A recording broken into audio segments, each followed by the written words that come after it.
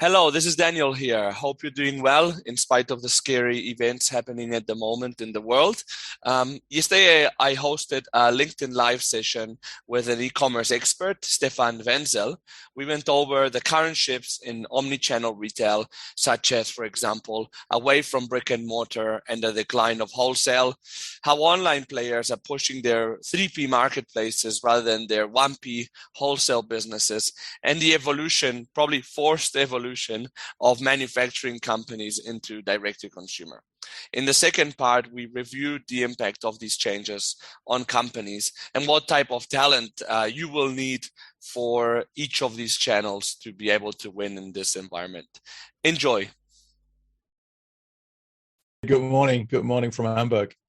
Good morning from Barcelona, and we have some audience joining us as well. So thanks everyone for joining, and hope we can keep you entertained for a bit of time, and that you learn some things as well as I look forward to learning on this conversation. By the way, if you see me looking away, it's not that I'm getting distracted by any means. I'm just working on a couple of screens, so that's why I'll be looking away from the screen at times. And maybe, I don't know how well you know me, but I'm the the director at Dwyer Partners Executive Search. We do headhunting in FMCG and retail, pretty much globally, director level and above, and in different functions, but only a handful of them. So in sales, marketing, supply chain, and general management at the director and above level. And e-commerce is one of the key spaces right now in my industry and consumer goods and retail, as you know. Other than that, I also run the FMCG Guys podcast, which, by the way, technical issues allowing it, this conversation should be available there later on as well. And yeah, maybe Stefan, you can give the audience a bit of an introduction to yourself. Some people know me, some people will know you, but Yeah, sure. So again, thanks for the invitation. Difficult times indeed, sad times, but nevertheless, I think it's nevertheless a good opportunity to catch up and also spend some time talking about something else and distract us a little bit.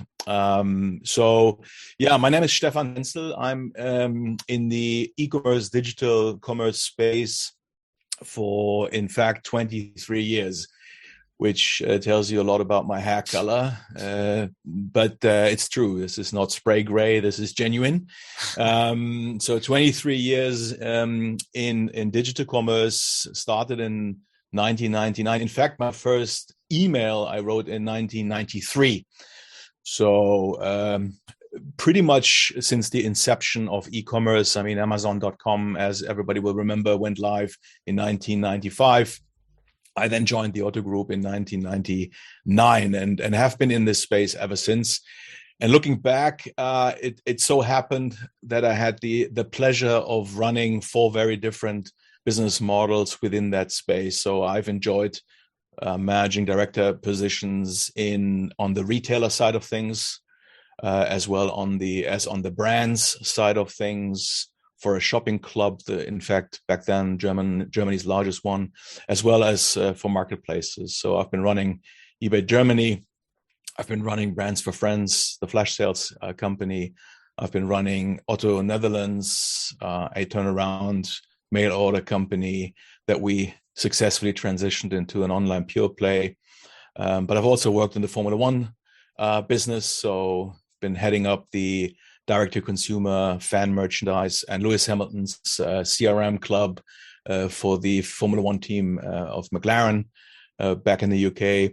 So all in all, pretty diverse picture and a good mix of formats, health states of companies from inception to large scale and turnaround. 9 years abroad, twice in the Netherlands, 5 years in the UK, and otherwise a native German.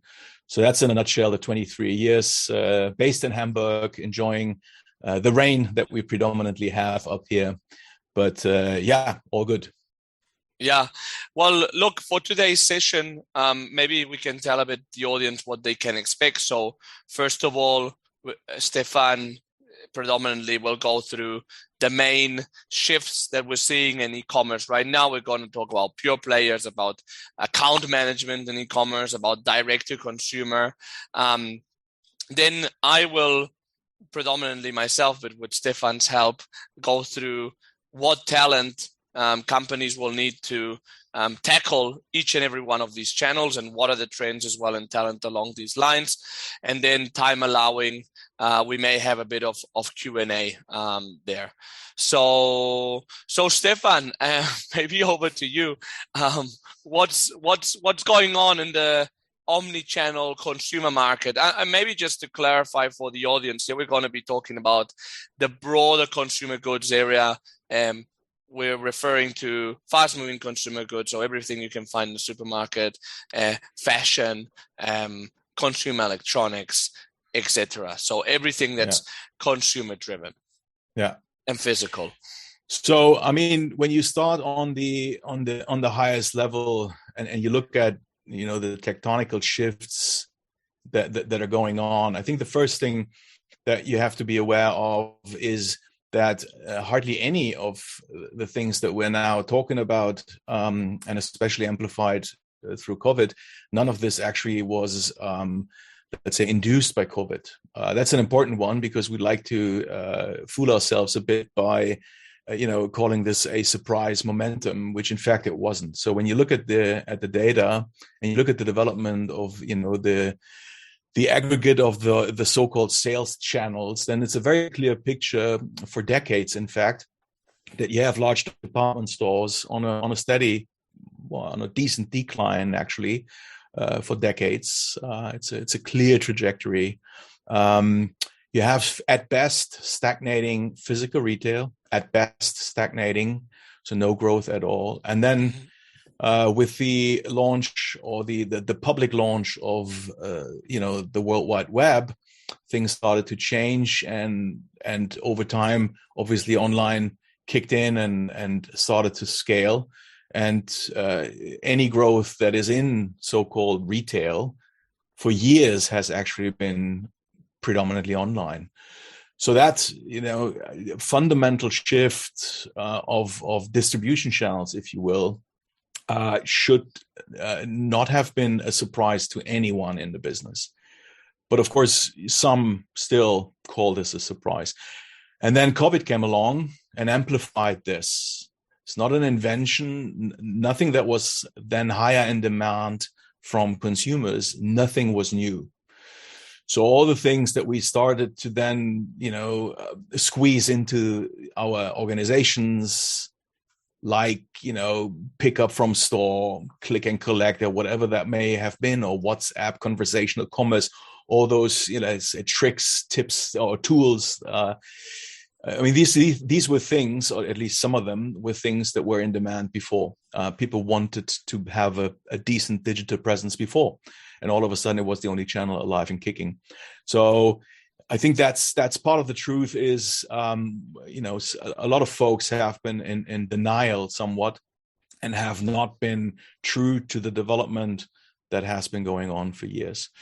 So when you look at those trajectories and the amplification through COVID, then what you see is that you're looking at a very different landscape today, even, but especially moving forward.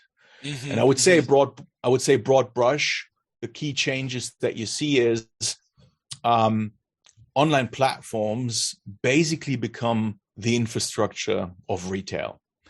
I mean, look at Germany, for example. Half of Germany's e-commerce is Amazon. So 100 billion, revenue in German e-commerce. And 50% of that, roughly 50%, is Amazon. Wow. Germany. Do you know how much it was pre-COVID? Sorry. Well, I mean, I would say no. I don't have the number top of my head, but they have been on a similar trajectory before. It just they gained. They benefited from COVID structurally more than most of the other contenders, but they were 30-ish plus share before, at least. and they just, took another jump mark, leveraging and being, very, very crucial to the supply of all kind of goods during COVID and lockdowns. So they benefited clearly from the pandemic. But I mean, look at that reality. So you have 100 billion of revenue in German e-commerce. Half of that is Amazon Germany. 60% of Amazon are already third-party sellers, so marketplaces business on Amazon. And the scale of this is just mind-blowing. I mean, I work for eBay, so I'm not completely impartial here, and it's close to my heart. But part of the reality is that in 2020, Amazon grew by one entire eBay. So and eBay is the clear number 2 in German e-commerce. So it just indicates what's going on in terms of proportions and growth dynamics. That's why I'm saying infrastructure is changing. So what used to be physical retails and department stores is kind of being replaced, if you will, by those platforms. And what those platforms do, and eBay is an exception because they never were a retailer themselves. So they started as a pure marketplace model. But most of the other ones, Zalando, About You, I mean, you name it, most of them, Otto in Germany, but most of them started as retailers themselves, e-commerce, mail order, whatever the history was, but they were retailers. And then they, over time, added, learning from eBay and Amazon, they added marketplaces components. So they are changing from a retailer into a marketplace. And that's what they scale predominantly. So when you look at all those growth plans and the strategy announcements that those players made over the last months and 2 years-ish, the key of their growth strategy are the marketplaces modules. Why is that? Because obviously they can extend, the offering, and it's for them, working capital neutral, so they don't have to go into the inventory risk.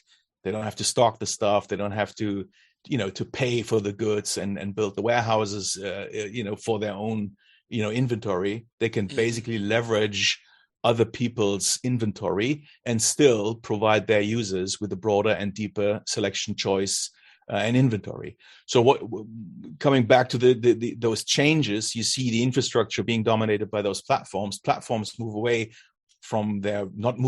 they reduce their own retail, and they extend the marketplace's business on their platform. And that means that the sellers on the platforms, they are forced out of what used to be wholesale, and they're forced basically into becoming a direct-to-consumer seller on those platforms. So that's why the infrastructure changes to me are, number one, online marketplaces / online platforms. They become the infrastructure. And then you have direct-to-consumer happening on those platforms, because that's what the platforms want. They want you to not sell to them pallets of goods and act as a wholesale partner. For some business, they will. But for the majority and the biggest growth momentum, they want you to sell directly as a seller on their marketplaces. That's direct-to-consumer. And then the second leg of that will be direct-to-consumer via own touch points. So to me, that in a nutshell is the landscape. It's platforms as infrastructure, and then you have manufacturers selling directly via the platforms or directly via own touch points. And then you have, of course, small niches here, left, right, and center, and retail will not completely physical retail will not completely disappear, of course not, but it will, struggle and need to be inventive against those, let's say, forces that I would describe as the tectonical, let's say, landscape moving forward. Mm-hmm. And then the last data point on this, fashion in Germany, for this year, they crossed the 50% online mark altogether. So more than half of total fashion in Germany is online. Wow. So it's and overall Germany is now at, if you exclude food, because that's a separate subject, but if you exclude food, we're nearly at 20% online share. So we're seeing clearly a shift of paradigm with regards to go-to-market media.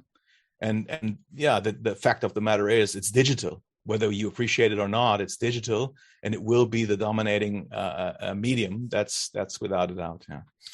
That's completely insane, because I remember not that many years ago, and I'm talking like 4 years ago maybe, Germany was considered to be, the German consumer was considered to be quite immature when it came to adopting digital habits. So that now you tell me that over 50% of fashion in Germany is sold online. I mean, what a change. Yeah, it is. I mean, Germany, I mean, yeah, there is a reason why even the English talk about German Angst. I mean, it's just the nature of the beast, right? We're not early adopters when it comes to technology. We're just not. It takes us slightly longer than most other countries, especially when you compare us to the UK or the US. I mean, there's a big difference. But no, I mean, during pandemic, especially the older demographics kicked in, and they, those that may have been shy towards digital before, clearly now saw it works. It's trustworthy, it's secure. The packages actually do arrive, returns do work. I'll get my money, I get my refund. So that changed a lot, and you see that those demographics that now stepped into e-commerce and saw that it does work, they will not go back. Yeah, I mean, there's obviously volatility, and some of the dynamics have slowed down now that shops are starting to open again, for sure. I mean, obviously, but it's a jump mark that we took through COVID with slightly less growth dynamics. Still, the trajectory continues, and there is nice data on UK against the US. I mean, UK outperformed now US even, right? So they both took jump marks as everybody during COVID, and the UK nearly hit the 40% e-commerce penetration during the pandemic. Now that things are kind of back to normal, they still continue to grow on a 30% ish mark. That's roughly 10 points more than the US. So yeah, there is reduced dynamic, but now on that 30% mark, they continue to grow, and that's the same in Germany. So you just take that jump mark, and then things continue to move on. And the German trade organization, they estimated that. I mean, there are a few scenarios. Obviously, nobody really knows, obviously, how the future now will play out. But in those scenarios, they are simulating a 60 billion opportunity until 2025, and that 60 billion in Germany alone is simply by shifting gears towards online. I mean, that's not, the lion's share is not new business. The lion's share is migrating offline to online. And that's a 60 billion opportunity in Germany alone by 2025. It's massive. It's massive. And it will continue. Yeah. By the way, somebody in the audience says that they agree on the German characteristics, but I don't know if it's a but they say also we should not forget that Germany has 3 times more retail space, square meters, than, for example, the UK. Yeah, absolutely true. Yeah, which actually, I mean, an ad hoc question, which is not directly digital, but a consequence of it. I mean, what do you think will happen to big department stores, Peek and Clockenberg and these people in Germany that have all these square meters? Well, I think the question is there any meaningful value proposition? Is there any value adding proposition for consumers? And the answer in most of those cases, unfortunately, is not really. And why is that? Because they come from that, geographical, from that territory that was basically secured because of limited access, because it was offline. So there was hardly any competition. You had your high street, your main street within your city, your village, whatever, and that was it. Maybe people sometimes, drove a few miles into the next bigger city, but in most cases, the competition was what was locally happening, and therefore your let's say selection, your proposition, in lack of any alternatives, was valuable. I mean, that was it. You managed access to supply, and therefore that was a value proposition. But this is obviously this is a lot different. Everything is available. Somebody somewhere will beat you on price. So take pricing out of the equation. You can't win on that. And then products, mainstream products, they're available everywhere. And people are, users. We all are very illoyal when it comes to just supplying a product. Being able to supply is a standard. Nobody applauds you for that. So that's kind of a given. And then the question is, so what's on top of that? And if you have nothing else but a small part of somebody else's assortment, and still some stuff that's sold everywhere, then you will be in trouble. And then of course some of those players are, culturally completely obsessed still with the offline channel. They wouldn't say that, but you can sense it. It's the key question for some of those players seems to be, what can I do to secure my stores? But that's not the right question. The question should be, what's the value proposition that drives reward and meaning to consumers? Because we're all in the business called dopamine. We need to trigger dopamine. Nobody needs to buy from us. So you need to answer the question why. You need to have something that's better than everybody else. And if you don't have that answer, I'm afraid it's a tough world. Mm-hmm. So I would not bet my house on physical retail minded businesses, for two reasons: because it has an offline component that's not reflected in a value proposition. It just happened to be a store. And number two, because it's retail and just buying and selling goods at a markup. To me, that's not the right answer moving forward. So we need to center around meaningful value propositions. Could be services, could be specializing in, assortments, in brands, in experiences. If you're good, you may welcome your customers 3 or 4 times a year if you're good. But we're constantly trying to, send newsletters and be blowing the trumpet about, coming to us and, spend all that money on marketing. But what's the relevance in those 361 other days? Why would I care to spend my time with you? That's a key question. Tough to answer for a lot of retailers. Yeah, no, I agree. Do you think that maybe like in the US, where some department stores are even doing relatively well lately, and for example, Target and Walmart have done very well, do you think that that's a mirror that European retailers can look at for the future? Or I don't know. I think competitive landscape is very different. I think it's hard to transfer the Walmart story into our space here. I think when you look at Germany, for example, you have in e-commerce, it's Amazon and then eBay at some point, and then you have Otto and a few others now trying to be general merchandise. You have a lot of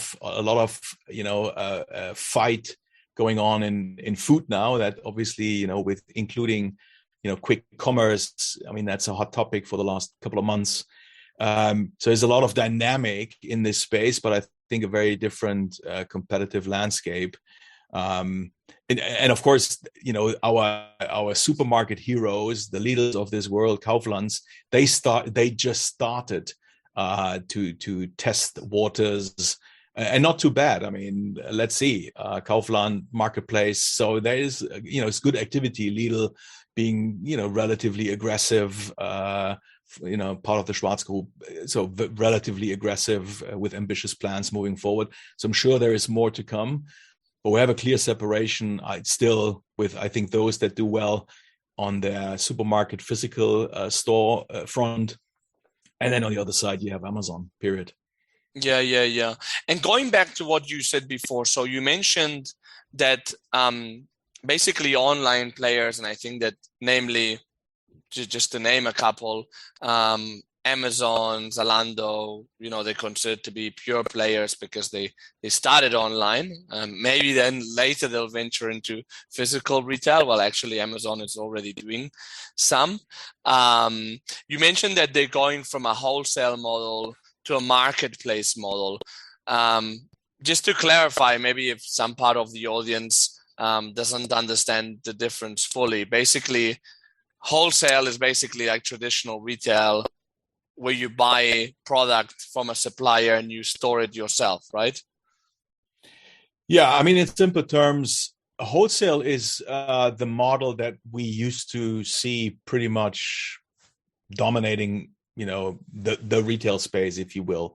And that's exactly how I describe it. So if I'm a retailer, I go to a manufacturer, to a brand, I place an order. In 6 months' time, I get huge pallets of stuff which I put onto my own books. I pay for it. It's my inventory. I can determine the price.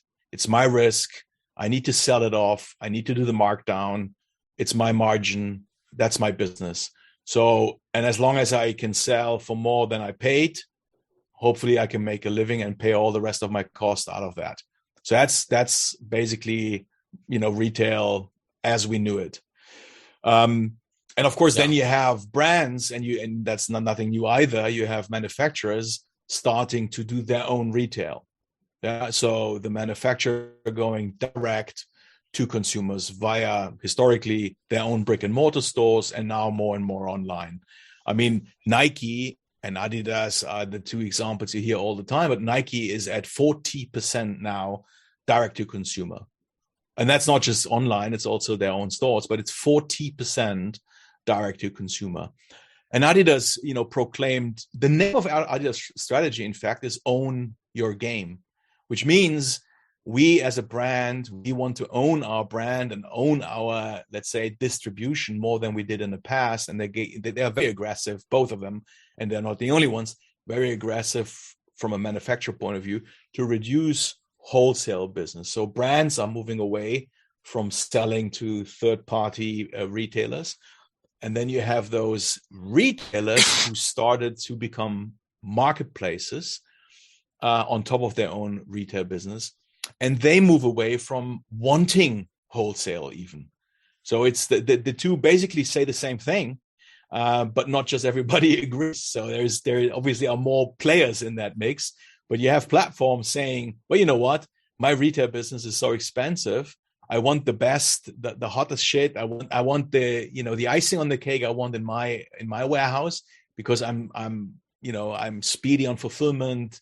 I have good availability. So there's a good business case in having some stuff in my own warehouse at my own risk, but not everything, because I want to have a huge assortment, but I don't want to buy all this stuff, pay for it, and then see what I can do with it. So they push away from wholesale, and everybody who wants to sell, basically, or most of people who wants to sell, then need to sell on those marketplaces themselves, and that's a fundamental change. It's nothing short of a pivot, if you will, in that model, because from the supplier point of view, the manufacturer point of view, you used to be taking orders in bulk, produce in bulk, ship pallets in bulk, and then you're basically done.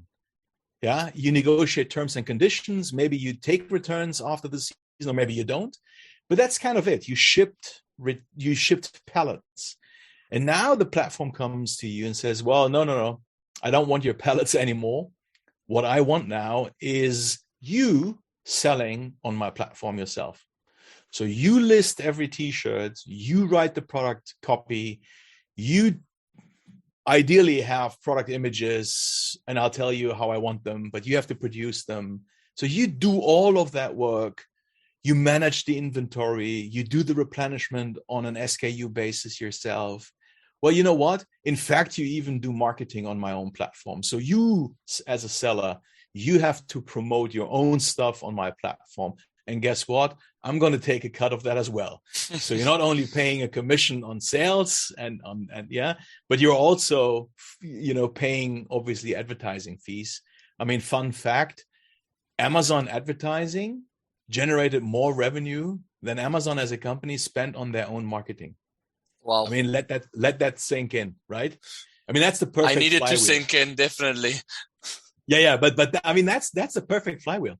So you ask your sellers on your own platform to pay for advertising for users to see their inventory, which is their inventory on your platform, and then you get a commission if that gets sold, if someone buys it, and then on top of that, you generate revenue from that advertising on a scale that not only pays for your own marketing to get those users onto the platform, but you make a margin on that on top.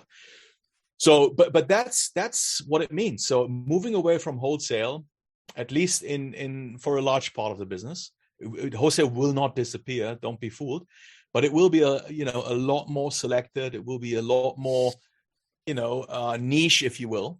And for a lot of brands, sellers, that means you need to sell directly, and that's in fact the retail model. If you think about it, direct to consumer, trading SKUs, managing inventory on SKU level, generating product data, booking advertising, optimizing performance marketing for those items on the platforms. That's pretty much e-commerce, if you will, in its purest form. I mean, the only thing missing is your own online shop, your own app. That's the only thing missing, because you're also doing the fulfillment. Let's not forget about that. So if you are in a direct to consumer, and if you're a seller on a marketplace, you need to make sure that the goods get shipped as well. Of course, the platforms offer services for that, fulfillment by, of course, and there is a commercial benefit to do so. But at the end of the day, it's your obligation to make sure that this happens. And if you don't want to use fulfillment by someone, then you have to do your own fulfillment, get the goods out, and they will track your service levels. And if you're not refunding quick enough, you will be penalized. So there's a whole world of mechanisms in place that you as a seller adhere to the service level standards that the platform set for themselves. And that means it's a full-blown end-to-end direct-to-consumer / retail type of business that you're suddenly confronted with, even though you started as a wholesale company and you never wanted to do anything else but ship pallets. But that's part of the tectonical shift, that I described in the first part. It is simply going away. And of course, the physical retailers that are still happy to buy pallets from you, they are in decline. So that business, is not going in the right direction to compensate for what's now happening on the platform. So you need to participate on the platforms to keep momentum and have access to volume and demand. It's difficult to argue that you're not participating on large scale, platforms that are fit for your brand, of course, but still you need to participate. And at the same time, physical retail is in decline. So it's hardly any choice you have. I think you need to get used to that pivot and embrace it rather than feel annoyed by it. Yeah, no, and I think that's the thing. No, I think that lots of times when companies talk about going direct to consumer, they talk about it a bit as a strategic choice. And the thing is that it's not a strategic choice; it's a strategic obligation, basically, because you need these channels to survive. Sorry. I mean, just quickly, the element of choice is whether or not you go via your own direct touch points as well. That's the element of choice. Yeah. And you can still refrain from doing so. I would strongly challenge that.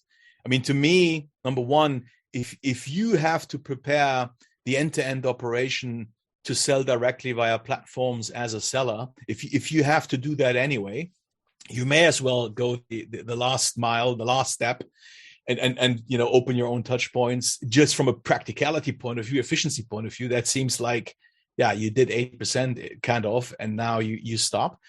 But most importantly, and that's, I think, something that everybody needs to be fully conscious of. What's the biggest disadvantage of being part of a platform as a seller? Well, the biggest disadvantage is you're not generating any customer data for your own use. So, I mean, it's a fundamental topic. If you see strategic value and I would strongly urge you to do so, if you see strategic value in your own customer base, that you can actually start to nurture and build up a loyal customer base, to have recurring revenues, to have people coming back and place more and more orders, so you can build a lifetime value with your customer base, and you can introduce new services directly, you can change business models directly, you can enhance and pivot however you like, because it's your customer base you're talking to, and you can listen to them and you can understand them because you get the data, and you can respond directly. If you see the strategic value in that, which I urge you to do, then there is no alternative but to go direct to consumer as well. In some cases, via own touch points. Yeah. And in some cases, it may even be so important. It may even be more important than going third party on platforms. So for some, that's a strategic imperative to be direct to consumer via own touch points only. In most of the cases, I would argue it will be a hybrid model on platforms, direct to consumer, and then direct to consumer via own touch points as well. And both together means reach on the one side through platforms, hence contribution margin too. So you're creating income. But on the direct to consumer via your own touch point side of things, what you generate there is your own customer access. You can manage your brand, you can tell your story, you get the full margin, and you build a customer lifetime unit economics model that definitely is a strategic asset in a world that you need to also be conscious of dependencies and make sure that you're not completely reliant on one or two platforms, because that is not a great outlook either. Yeah, which I was going to ask you, like with the current market share that Amazon has, do you think that this data element for manufacturers will be live after Amazon or outside of Amazon? That's what will drive it, or will there be other drivers? No, I mean, there's definitely life beyond Amazon, and I can only invite everybody to look at a company called Shopify, for those who never heard about it. And I'm not promoting their technology, but it's a tech player from Canada, founded by a German, funny enough, who then said, "Well, let's go to Canada because there I can build what I need." No, but the story behind this is not so much about the technology. There is other technology, but Shopify is a good proxy, if you will, for smaller to medium-sized direct-to-consumer brands. So because that's the technology that type of company tends to choose. Mm-hmm. So Shopify, and when you look at the GMV development of Shopify merchants, you get a sense for the dynamics that are within this direct-to-consumer space on the direct touchpoint level. And for the first time ever in 2020, Amazon lost market share in North America, which is hugely interesting, because at the same time, Shopify gained a tremendous amount of market share. So there's a certain shift for the first time ever, and that's interesting. And the way I read this is, as long or as soon as you have a differentiating value proposition, and I would argue a lot of those direct-to-consumer brands, I mean, that's where they start. They start with a product, with a brand story, with a narrative, with some form of edge that is different to everybody else. And of course, they do different marketing, influencer this and the other. But in essence, they have something that you could argue is a differentiating value prop. And with the Shopify GMV development and that's taking market share from someone like Amazon in North America, to me, that's one, let's say, data point that proves there is life beyond Amazon or next to Amazon. But the answer is not same, slightly different. The answer is different. And different in a way that it adds value. So as we said earlier, dear retailers, of course there is life. Of course there is enough oxygen in the room for a lot of people to take deep breaths. But you need to have a differentiating value proposition that provides meaning and reward, hence dopamine to your consumers. That's what it is. I'm afraid that it won't go away. However we turn the dice, that's the essence of it. And that's why I would say, if you're specialized, if you bring something to the party that goes beyond I have everything, or I just sell random stuff, mainstream brands dumped onto my website, long product lists with bad product data, uncompetitive prices or whatever. I mean, there is so much redundant offering out there, and also redundant user experiences. Yeah. I mean, the e-commerce folks, I mean, we like to laugh about physical retail. Well, guess what? Let's laugh about e-commerce user experience. I mean, that's ridiculous as well, because it all still looks like Amazon's bookshop in the 90s, because they copied from Amazon, and it's still a very factual experience. It's all the same templates. It is product lists, endless product lists online that the user has to filter and scroll through and do the work. And then, they get it shipped home. That's why it's more competitive than some of the physical retail offerings. But that's not the end of the story.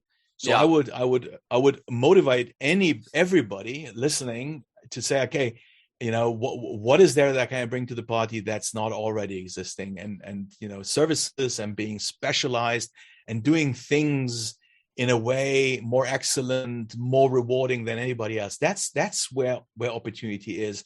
And you have those examples, right? I mean, you have those specialized formats, those retailers, merchants that tell the story, that celebrate the product, that have services that nobody else has. And one example, unfortunately, again, Nike, but I mean, look at the Nike Run Club. I mean, that's just on a conceptual level a very smart way to provide a service that's really meaningful and is all about the problem and not the product, right? I want to, get fitter. I want to lose weight. I want to be healthier, whatever it may be. And therefore I go running. And therefore I need stuff, but it's not about the stuff. It's not about the shoes. It's about my journey of becoming healthier. And then you have a watch, and it's integrated with Apple Watch. And then in the Nike Run app, you have your tracking, you have your community, you have your music, your playlist. And by the way, your shoes are kind of 200 miles old. How about here? And then you have member exclusive shoes, and you get a discount because you're a member of the Run Club. I mean, it's a whole community. It's a world of health, and inside this world, really by coincidence, we also help you to become better by selling you, a piece of running shoes. But that's kind of more the way to think about it. It's more about content and experience and media and having a community rather than pushing products, pile high and sell cheap. That's that's not how it will work in the future. Yeah. Just to recap, we've been going through. We started with the decline of physical retail. Then we talked about how online pure players are pushing a big tectonic change of going from wholesale to direct to consumer and its implication on manufacturers. And now we've gone through a series of other implications, but also I think some low-hanging fruit that we'll still find online, and a good example of like tackling a consumer need rather than pushing product. I see some questions coming in. Thanks for sending them in. That means that at the end we can, with the time that we'll try to tackle some. Maybe now, Stefan, if you like, we can go into the second side of like the implications that these changes will have for companies, structures, and then I'll do the part of what type of talent you can find in these different areas. Maybe briefly, Stefan, on your side, what do you foresee this switch to direct to consumer, in other words, controlling the whole customer journey of a product, what impact will it have on companies broadly? A very severe one. I mean, as I said earlier, it's a pivot for most companies. So unless you started within that, let's say, mind space, I think for most of the companies, it's a pivot. Moving from wholesale to direct to consumer in whatever shape and form is a pivot, because the skills, the approach, the way of working. Not only is there a macro change to it, because of remote work and sustainability and diversity and inclusion. I mean, there are macro changes on the one side, but on a micro level, if you will, there's also it's a very different set of requirements that you are confronted with in a world that's digitally led, direct to consumer minded, focused on data, focused on, let's say, understanding what consumer needs are, packaging your go-to market in a very different way, thinking more like a media and content company than a retail company, if you will. These are very fundamental changes from the top down to the very bottom of a job description for members of staff. Yeah. And in your experience, Stefan, I know that you've been a general manager of a pure player, also a CDO in a fashion player. When it came to finding the right talent and something changing as fast as in digital, what were your main challenges there? Well, I mean, number one, the market is tough, right? The more digital, the more technical, the more data it gets, the scarcer the available talent. Yeah, because whoever is knowledgeable, capable, typically doesn't sit around and wait for you to get in touch. So it's a very scarce, type of talent that we're looking at. And by the way, hybrid work, remote work, freelancing, the opportunity to run your own business, all this has changed a lot over the last 2 years through the pandemic, and it didn't help the problem. Right now, you have people all over the world saying, "Yeah, but I don't want to come to Munich or Barcelona. I'll stay wherever I am." And guess what? I don't care what payment you thought was interesting or appropriate for that role sitting in Munich. Where I'm from, this is a different thing. I live in San Francisco, and my salary bands are different. So you need to comply with my destination or geography and not with yours. I mean, there's a lot of change also coming through that. So scarce talent, number one. Number two is most likely your signaling as an employer is bad for what we're talking about. So there's a high risk in having the wrong signaling or not a helpful signaling.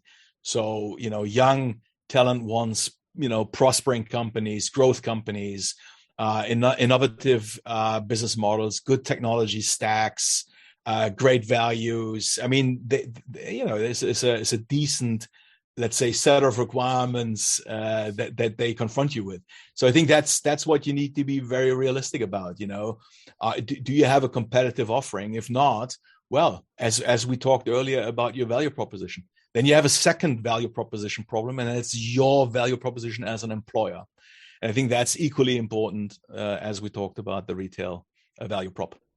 Yeah, and I think that having a great culture, having a vision, having a strategy, that is always probably the best competitive advantage you can have, especially when you're trying to attract digital talent to a non-digital, more traditional environment that needs change.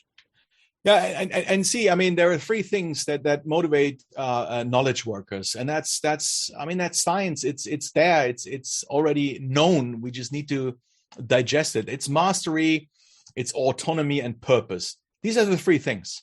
So mastery most likely is something every company is able to take if they really think about it. But autonomy and purpose are the ones that they tend to struggle with, because autonomy in a lot of older companies is nothing they really appreciate. They say they do, but they really don't. There's a high level of mistrust, checks and balances. That's why they are irritated by remote work, because I can't see what people are doing. And it's this whole old school way of looking at workforce, if and that word already tells you how wrong this is.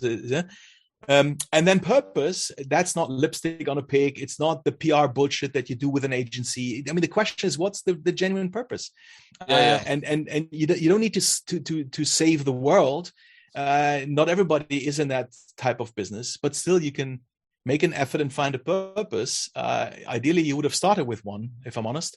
But if you haven't, well, make sure that you identify something more meaningful than revenue and profits, because frankly, younger generations, well, they just don't care. Yeah. No, I agree. Well, yeah, just to finish this off, the last part that we wanted to cover is the part of talent related to the channels that we were covering at the beginning. Yeah. So talent in e-commerce specifically more than digital. So we'll go through wholesale, direct to consumer, and merchants. And if you like, I can start and give a bit of what I see. Curious to get your view. Yeah. What I see in the market. So wholesale e-commerce roles, they're normally called e-commerce account manager, e-commerce director, etc. And they're the ones that you will find in FMCG. In companies that also have their own retail, you'll normally call them wholesale sales managers or wholesale sales directors. They are the people that are doing the traditional account management role of the manufacturer going into a retailer and selling their product. Great role for executives in manufacturers to develop into the digital space, because you can really transfer commercial skills into that type of role. You can go from managing another retailer like Carrefour or Edeka, and then go to manage Amazon as a different client, because if you're in the same company, you can probably stretch that. Of course, then there's the differences of managing a pure player like Amazon or Zalando, or a brick and click, which could be Tesco.com or a department store. These are very different dynamics. But yeah, if you come from internal, you could probably do it anywhere.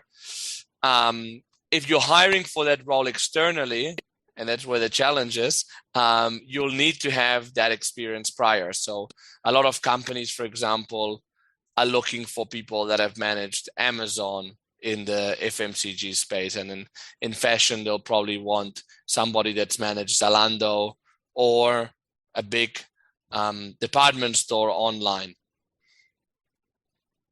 I think that will be quite an important pillar for people's careers, because as online becomes bigger and bigger, because wholesale will still be there won't be that many sales directors or general managers that have that online experience. And if you have some years of that exposure, you'll have a competitive advantage in the future to become a general manager, a commercial director, even if it's not specifically in a digital environment.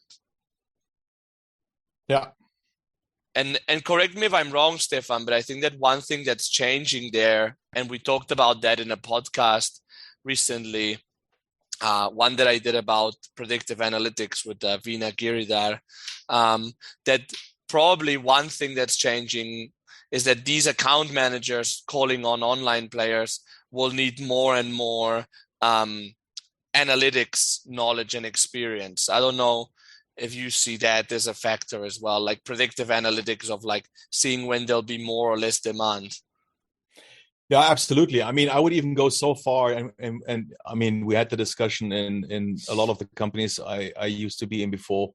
I mean, you could even argue, what's the point of separating the marketplaces business from the wholesale business? So if you are an offline wholesale account manager and you now move into online wholesale, then obviously you're working on the same platform as potentially your marketplaces colleagues who sell other stuff, complementary assortments. So everything that the platform is not buying from you in a wholesale model, you try to sell on the platform through marketplace model. So there are two entities trading on the very same platform with the same manufacturer logo, with the same brand logo attached to the listings. So I would even go so far to say, listen, try to see this as one platform. You need to understand, how does marketing influence your business? And if you look at it through the wholesale lens only, then you wouldn't do marketing because you've already sold the goods. What's the point of doing, promoted listings for a wholesale item? You already sold it. So a wholesaler wouldn't even look at doing, sponsored ads for a wholesale item. But in fact, the sell-through triggers the reorder / next year's order. So there is a clear correlation between performance and marketing, and then between performance and the next order. So if you look at this through the traditional lens of this is my channel and wholesale is pallets, you completely miss the trick here. That's why I would argue you need to look at it again through a pretty holistic lens, look at the platform, try to understand what's causation and correlation. How does advertising influence my wholesale listings? What does that do to my marketplaces listings? How does the future even look? When I look at those two components, does that one disappear or not? These are all things, and of course, analytical skills, as well as let's say process skills. So you need to process data to inventory, sales data, marketing data. You need to model this all together. And I would absolutely support you that the analytical skill set has changed dramatically, and the requirements are a lot higher than they used to be. Yeah. So the second box in the type of roles that exist out there and type of talent that companies are looking more and more for is somebody that's a direct-to-consumer manager or director, call it as you will. Also in the UK, for example, these roles are also called trading managers or trading directors pretty often, or in this case, online trading director. These for now are more predominant in retail itself, fashion or higher margin elements, because basically what that means is that you're managing a direct-to-consumer operation, which means like an online shop, an end-to-end operation, which was what Stefan was referring to in terms of managing the whole customer journey and managing you're not doing the manufacturing, but you're on the manufacturer side and you're managing basically how this product gets sold to the client. This role is starting to exist little by little, but it's relatively rare in FMCG. It's actually one of the pockets that we see more and more people going from retail, fashion, higher margin elements like luxury into FMCG, which traditionally it's always been the other way around. FMCG exported talent and rarely imported from other industries. So if you're a hiring manager looking to hire someone like that, you'll definitely need someone that has trading forecasting experience, that they're able to be fully accountable, because here, even if the revenue is not huge, they are managing the whole channel. They're managing the whole operation with all the complexity that has of aligning with finance, aligning with marketing, etc. So in other words, it's like being a GM without being as senior as a GM. So you'll need somebody relatively at the beginning of the career, depending on the seniority of the role, or maybe at the mid-size, but that can act pretty maturely. And finding them is complicated because, as we said, there's not that many companies that evolve there. And unless you already have a sizable operation, I mean, if you're Marks and Spencer's, for example, who has a huge online channel, or you're Nike, you'll find people for succession planning. But unless you don't already have that infrastructure and you're looking to put that together, the complexity of it will require you to go into one of these organizations that already have best practices there to find somebody with that experience that can very relatively quickly implement it into your company. I don't know what your experience with these type of talents and setting up a DTC is, Stefan, or if there's any other skill set that you would look for there. Yeah, I think fast-moving consumer goods are slightly behind the curve. So when I look at, for example, the fashion industry, which arguably is still in parts in denial, but at least it feels that they are somewhat ahead of the curve because digital hit them earlier. But Yeah, you're right. I mean, it starts with something that's full complexity of a channel, but will not be respected as a channel even internally. So you need also a psychological, very stable mindset, because you're running against all the odds. People, I mean, that's what it is. If you start this grassroots, yeah, management board says we need this. Well, we don't like it, but we need it because supervisory board is asking questions. So we need a digital strategy, and then they start, and then you get a market somewhere where you don't hurt anybody, or you get a category that nobody cares about, and then I mean, then you're in direct. Then the company is in direct to consumer, but not really meaning it. So I think you need to be up for frustration, and ideally you work your way up and find allies that actually understand that digital is not a playground where it doesn't disturb, but it's a huge opportunity. In fact, it's the only let's say model that will help to prosper in the future, because you need to move yourself away out of the pure transactional point of view. You need to understand that digital is not a transactional phenomenon. It is an entire funnel, and people live on their mobile phones. There is, I mean, 30% of the wake time people spend on their mobile, and that's digital.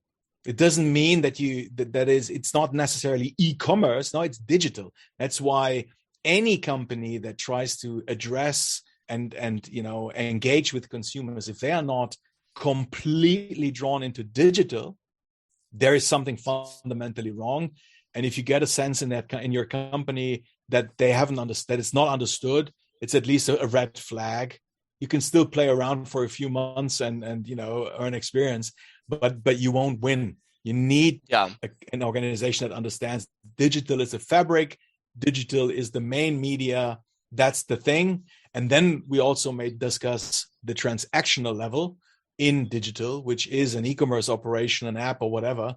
But I think you need to look at it as an entire funnel, and then hopefully you can contribute to educate the organization. So there's e-com operations in it, but it goes up the funnel. It needs the entire value chain, and you need to embrace yourself for frustration unless your company really gets it already. Yeah. No, I agree. And this is why it's an area, like, for example, where, you can't, well, you can, but I don't see that much value of moving somebody cross-functionally from account management into managing it direct to consumer.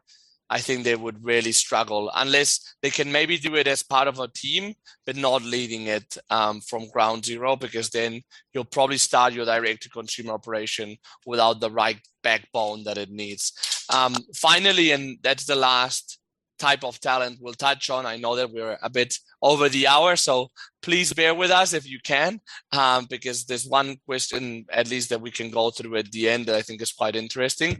The last type of role is the merchant role, which is basically managing. Basically, these are roles that you'll find on the retailer side, where somebody is managing a portfolio of products that they're offering to the client, but they say at the same time they're negotiating with the supplier, which for vertical companies is an internal supplier, and for retailers it's an external supplier. So for example, in Amazon, this is a very common role. They call vendor managers or senior vendor managers or head of vendor management, depending on what scale of the seniority you are. So imagine you're the head of vendor management for home improvement or DIY. Well, then you'll be managing the likes of Black & Decker, negotiating with them the terms, how they appear on your website, and then be responsible ultimately for their commercial performance on the website. So it's a very commercial role. Obviously, it has a management aspect, but it's a good mix between commercial in terms of selling the product, but also procurement. It's quite a specific role for retailers, but these people can also be interesting in terms of transferable skills for companies in FMCG.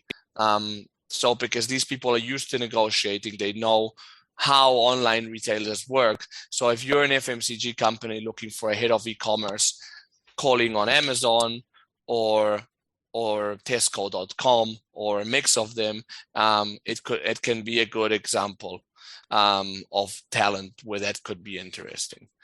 I don't know if you have anything brief to add on that, and if not, we can jump on the question, Stefan. Yeah, no, the only one sentence, again, here, I think it's a good example where you ideally find talent that things beyond the traditional definition. To give you an example, on a marketplace, you actually want long-standing SKUs. The marketplace's search algorithms don't like ever-changing assortments. They want the algorithm to pick up long history of transactional data, interaction data with your items. So anybody who does the merchandising, the category management for something like this needs to understand it's more about never running out of stock on certain items and having a lot of the assortment stand for a large chunk of the year, rather than ever changing new drops every week, something new. Well, if you have an account manager, a category manager, a merchant that doesn't understand those things, or what price points are optimal to acquire consumers rather than activating existing ones. If you don't think multidimensional, even as a merchant, you are losing a bit the point, and you work in the very traditional way that we used to see in the past. But moving forward, this is all about connecting the dots and trying to understand what each platform and what customer segments need what kind of offering to move the needle. So I think it's a good example of a crucial role that has changed. Yeah. Well, we can do one question since we're running out of time. Maybe we can do a second one if anyone has a burning one. Happy to extend a bit more. But Marco, if you're listening, Marco, hi, nice to hear from you after all this time. And this is more for you, Stefan. And to be honest, this question could be for a whole new episode. So it gives us a good idea if we ever want to go live again. What's your opinion about an online giant shifting offline? So like what Amazon is doing, and why are they doing it? Is it for 1P consumer data collection or to improve their margins? I wouldn't overestimate some of those activities. I mean, number one, they did the Whole Foods thing, which, as far as I'm aware, is not a huge success. If I'm informed correctly. Oh, really? Yeah, so I think so, but let's fact check that again afterwards. But I think that's not a success story quite yet. The other things that they're doing, the fashion store, etc., they're testing waters. Yeah. But I wouldn't get carried away because I know some of the physical retailers, they look at this and say, "See, I'm right. I just waited 20 years and now they're going offline, so I'm in the right medium. I don't need to take care of online," and that's wrong. So don't be fooled by the tests and the things that they do. They are large scale testing all kinds of things. I would say, genuinely speaking, you need to focus on impact and relevance in a channel agnostic fashion. And if at some point a physical point of sale or a touch point, even, I would rather look at it as a touch point. If that adds value in terms of customer journey services, well, let's be open about it. But I would start with the medium that drives most relevance and most impact. That's digital. And the biggest danger is to get carried away with too many things. People talk about Omni-channel and they try to combine everything, although systems don't allow. They are completely bogged down by complexity in making old systems do dances that they never learned, whilst actually they should master one channel first. So how about being excellent in your existing channels in the first place? And once you hit that level of excellence, then start to worry about maybe combining some of the stuff. But if you look at click and collect, just the last sentence, because I'm passionate about it, I don't think that the combination of not being able to touch things in advance and then pick them up yourself I don't think that that's a great proposition to start with, but imagine all the complexity that you're taking on to make this fly, if at all. So I'd much rather focus on impact through excellence in the first place, and then see if there is more time and resources available to do funky stuff in combining, for example, channels. Yeah. Mm-hmm, mm-hmm. And York, hi York, asks, if you look on marketplaces and collecting data, what about financials like PayPal? They're also collecting data. Yeah, big time. I mean, that's a whole competitive vector that we didn't touch upon, but Klarna and the PayPals of this world, they're absolutely trying to get out of the basement of being a service component in the fulfillment, if you will, nearly. So it's a transactional, it's an operational component, if you will. And they're now moving up, and they're trying to move themselves into the consumer access layer, attention. So they're building super apps. Klarna is adding all the merchants that they have in their own app. So all of a sudden, you're not using Klarna just for the payment from a retailer. No, you start your customer journey. That's what they envisage. You start your journey in the Klarna cosmos. They're moving up the funnel into the access and attention layer. Now you see them struggling, because that's why retailers also struggle. It's really not it's not easy to become good at customer access and entertainment, if you will, user experience. That's where retail struggles, e-commerce struggles, and Klarna struggles, because it all looks pretty awful, at least so far. That's why, for example, the Instagrams and the TikToks of this world and the Netflixes of this world, who also start to drill themselves down from entertainment into commerce. That's why I think they have a lot more advantage, because they already own the entertaining access component, and now they add the, let's say, technical way or the technical ability to take transactions. And that's a very, very, to me, it's a lot easier to go from the artistic level into the craft, rather than going from the craft, which is payments, which is retail, in fact, upwards in the funnel into the entertainment piece. So that's how I would look at it. But it is a serious vector of competition to be mindful of. It's all in the dopamine supply. It is. Well,